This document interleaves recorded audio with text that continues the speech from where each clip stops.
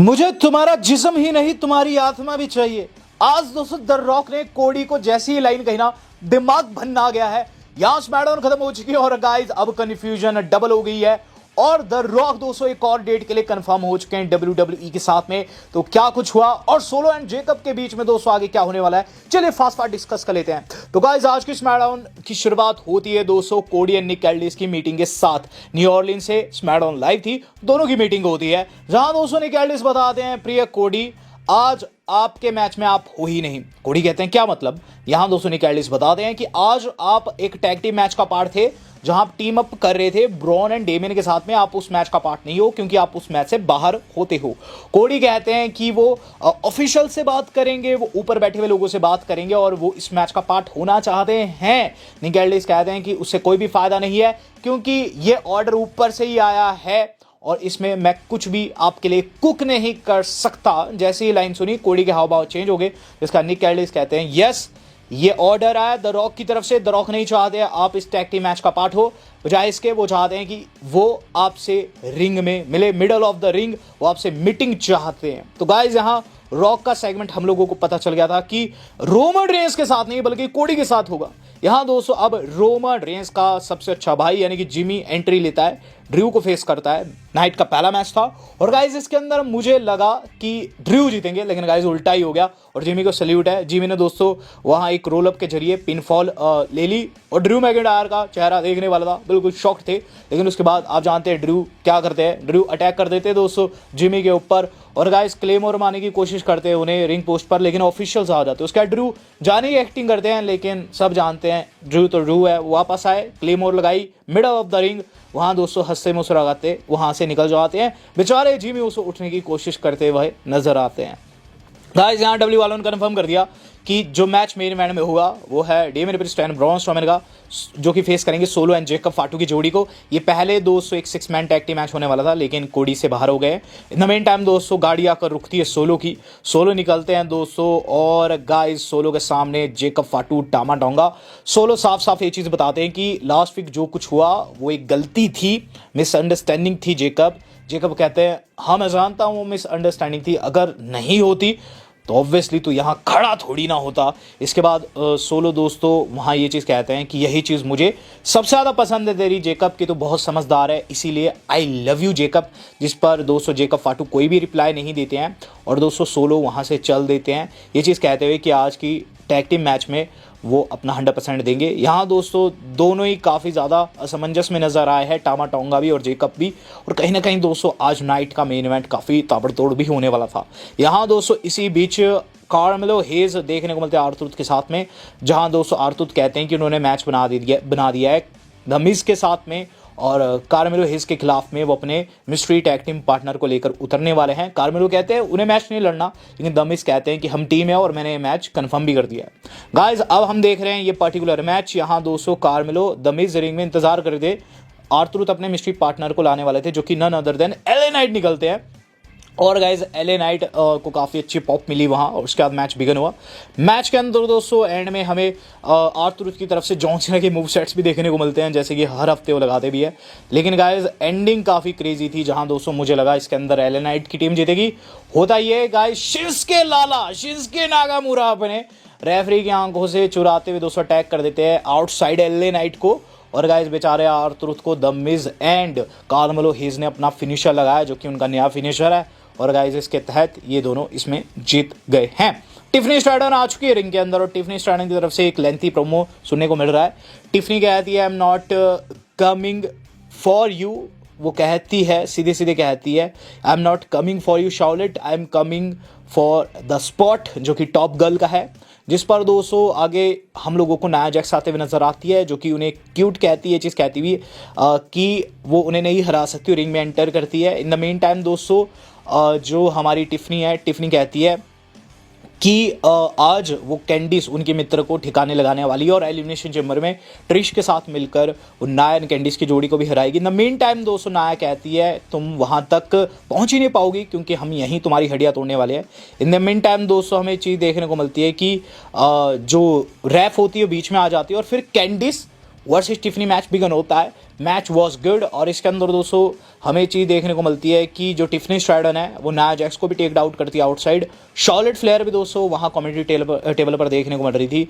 और guys Nia Jax को भी टेक आउट किया और कैंडिस जो कि ओपोनेंट थी उन्हें भी दोस्तों मूनसॉल लगाकर पिनफॉल कर दिया। मैच को तो जीत गई, नाया जैक्स ने पीछे से फिर से हमला कर दिया है। और गाइज इस दौरान हम लोगों को ट्रिश स्ट्रैटस की एंट्री देखने को मिलती है जो कि अपनी दोस्त को रेस्क्यू करने आ रखी थी टिफनी को, लेकिन गाइज वो भी पिट गई। और नाया की तरफ से दोस्तों जो वो उनका फिनिशर रहता है ना कॉर्नर पर बंजाई ड्रॉप, मैं उसे कहता हूँ, वो बॉच हो गया लिटरली दोस्तों। वो बस ऐसा है कि पिछवाड़ा छुआया बस, और ऐसा नहीं किया दोस्तों कि चपाती बनानी थी, वैसा नहीं किया। और नाया जैक्स यहाँ बॉच हो गया। इससे पहले वो बदनाम थी इंजर्ड करने के लिए, और अब तो दोस्तों बिल्कुल भी इंजर्ड नहीं कर रही है। चलो जो हुआ सो हुआ। यहाँ दोस्तों जो टिफनी और टेक आउट थी, शॉर्लेट आती है उनके ऊपर दोस्तों, स्वैग वैग मार के वहाँ से निकल जाती है। तो शॉर्लेट फ्लेयर दोस्तों अभी भी खुद को अनटचेबल दिखा रही है कि उन्हें कोई टच नहीं कर सकता, बिल्कुल क्वीन बनी हुई है। और कमेंट्री टेबल पर उन्होंने ये चीज़ भी कही कि टिफनी मुझे कह रही है कि मैं टॉप गर्ल हूँ इंडस्ट्री की, मैं टॉप वमन हूँ इंडस्ट्री की। तो यहाँ दोस्तों एक अलग सा एटीट्यूड देखने को मिला है क्वीन की तरफ से। जिसके बाद दोस्तों हम लोगों को जो अगली चीज़ देखने को मिली, कोडी एंड डेमियन प्रीस्ट का सेगमेंट। गाइस इस सेगमेंट में डेमियन कहते हैं, वेल कोडी बुरा लग रहा है जानकर कि तुम आज नहीं होने वाले हो हमारे मैच में, लेकिन द रॉक करना क्या चाहता है। कोडी कहते हैं कि जितना तुझे पता उतना मुझे पता है, यानी कि मुझे भी बिल्कुल भी पता नहीं है इस चीज़ का कि रॉक करने क्या वाला है, लेकिन होप कि सब कुछ सही हो। गुड लक एलिमिनेशन चैम्बर के लिए तो क्वालिफाई कर चुका है। या डेमियन कहते हैं कि लास्ट ईयर दोनों ही चैंपियन थे, लेकिन इस साल एक ही चैंपियन होगा जो कि वो होने वाले हैं। यहाँ दोस्तों आ जाते हैं इसके बाद ब्रॉन स्ट्रोमैन। कोडी के जाने के बाद ब्रॉन स्ट्रोमैन गुड लक कहते हैं, डेमियन को चीज़ कहते हैं चलो तू क्वालिफाई हो गया, अगर सोलो नहीं आता तो शायद तू क्वालिफाई नहीं होता, एलिमिनेशन चैम्बर ज़्यादा धांसू रहता। जिस पर डेमियन कहते हैं यार तू भी ड्रू के जैसे बहाने लगाने लगा, जिस पर मुस्कुराते हैं दोस्तों ब्रॉन। और उसके बाद ये चीज़ कहते हैं दोनों मिलकर कि आज वो बदला लेने वाले इसका जेकब एंड सोलो से। इन द मीन टाइम दोस्तों अलेक्सा ब्लिस की तरफ से हम लोगों को सेगमेंट देखने को मिल रहा है। अलेक्सा पुरानी यादें ताज़ा करते बताती है कि इससे पहले एलिमिनेशन चैम्बर में 2 बारी उतरी हुई है और एक बारी प्ले ग्राउंड लेकर आ रखी थी, एक बारी ऐसे चैंपियन आ रखी थी। लेकिन अब चीज़ें चेंज हो चुकी है। डब्ल्यू शायद सेम है लेकिन उनके अंदर बहुत बड़ा चेंज आया और इस बारी की एलिमिनेशन चैम्बर में सबको प्रूफ करने वाली है कि क्यों ये उनकी डिवीजन है। तो यहाँ अलेक्सा की तरफ से भी सॉलिड प्रोमो देखने को मिला। गाइज बियांका ब्लेयर एंड जो नायोमी है उनकी पिटाई हो गई। यहाँ दोस्तों मेरे दिल को सुकून पहुंचा क्योंकि दोनों में से कोई एक फेक कर रहा है तो पिटना तो बनता है। और काफ़ी परेशान कर रही है दोस्तों, काफ़ी आप कह सकते हैं दोस्तों गले से उतारी जा रही है नीचे, काफ़ी ओवर पुश्ड है। दोनों आती है रिंग में और गाइस लिव मॉर्गन रैककोल ने आउट ऑफ नोवेयर इन दोनों पर अटैक कर दिया।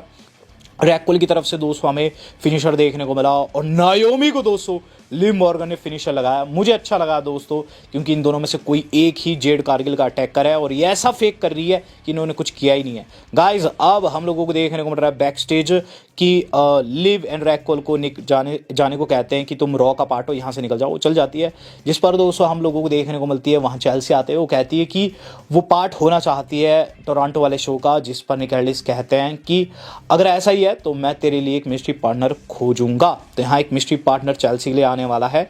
हम लोग देख रहे हैं दोस्तों अब ब्रामा बोल द रॉक की मिस्ट्री। तो ये मिस्ट्री दोस्तों सॉल्व हुई कि नहीं, चलिए बात कर लेते हैं। ये मिस्ट्री दोस्तों वैसी की वैसी रहेगी। आज दोस्तों द रॉक आए और द रॉक ने दोस्तों जो कन्फ्यूजन पैदा की हुई थी एज इट इज ही रखी। सबसे पहली चीज़ द रॉक का दोस्तों नया थीम सुनने को मिला है और नए थीम में पहले तो घसपश सुनने को मिलता है, उसके बाद उनका थीम बजता है जो कि थोड़ा सा ऑड लगा। चलो कोई बात नहीं। रॉक आए, रॉक दोस्तों रिंग में सबसे पहले कहते हैं oh you feel it, you feel it. जो चीज़ आप फील कर पा रहे हो वो मैं भी फील कर पा रहा हूँ। दैट्स फ्राइडे नाइट एंड यहाँ मैं कुछ गुड गॉस्पेल शिट जो है ड्रॉप करने वाला हूँ। इसके बाद वो कहते हैं कि हम रोड टू रेसलमेनिया है एंड फाइनली द रॉक।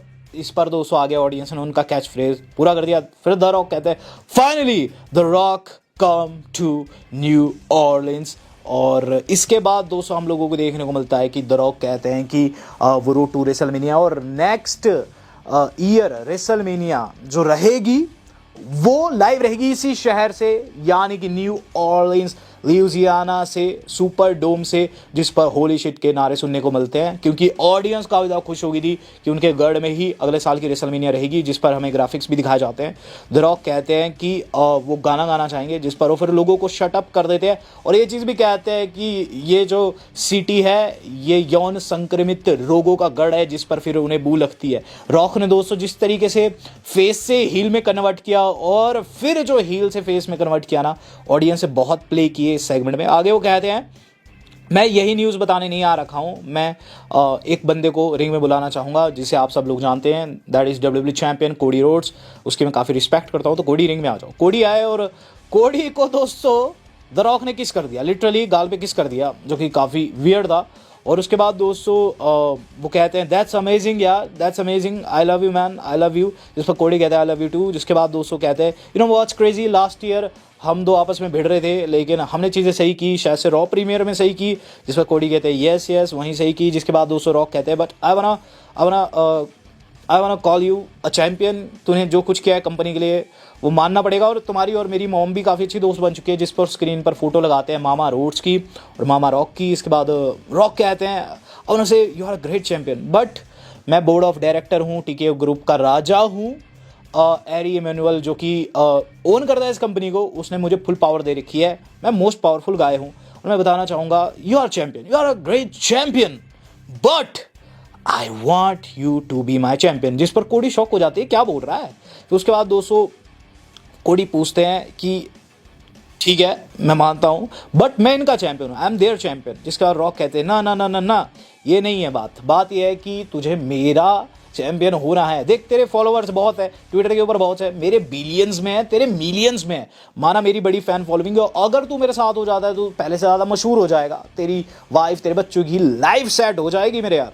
इसके बाद दोस्तों वो कहते हैं I am a very lucky man. और मैं कहना चाहूँगा कि मैं बहुत लकी मैन हूँ। इतने में दोस्तों ऑडियंस में से एक लड़की चिल्लाती है, वो कहते हैं हे शट अप गर्ल, अगर तुम चुप नहीं की तो मैं वहाँ आके तुम्हें थप्पड़ जड़ दूंगा। इसके बाद रॉक कहते हैं यू नो व्हाट, तू मेरे भाई जैसा है, and the thing is last year मेरा एक और भाई था रोमन रेंस, उसने हार ली तेरे से, वो हारा, but fact of the matter is this, the thing is मैंने ट्रिपल एच से बात की और मैं चाहता था कि वो मैच ना बने जो कि तुम्हारे बीच में बना। वो मैच जो बन रहा था वो था मेरा और उसका, लेकिन तू बीच में आया और तेरी वजह से ये सब चीज़ें हुई और उसके बाद वो हारा है।